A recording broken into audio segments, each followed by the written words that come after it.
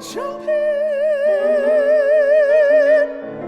on the cotton is hard. Music has been part of the cultural lifeblood of our city for almost 3.5 centuries. This is the sound of Charleston.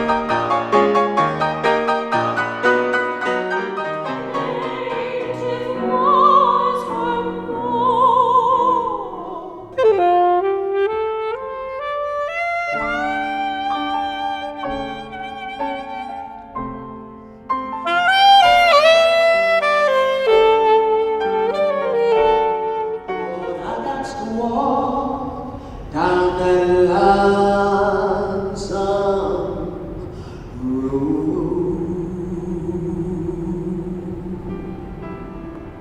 Swing low, sweet chariot.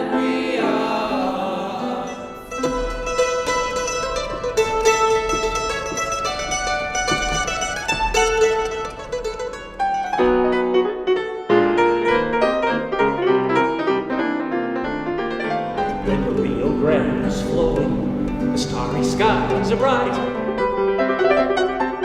This city and this church played an important role in the creation of America's favorite hymn. The author of Amazing Grace, John Newton, may have sat where you are seated tonight, eventually inspired to write these amazing words.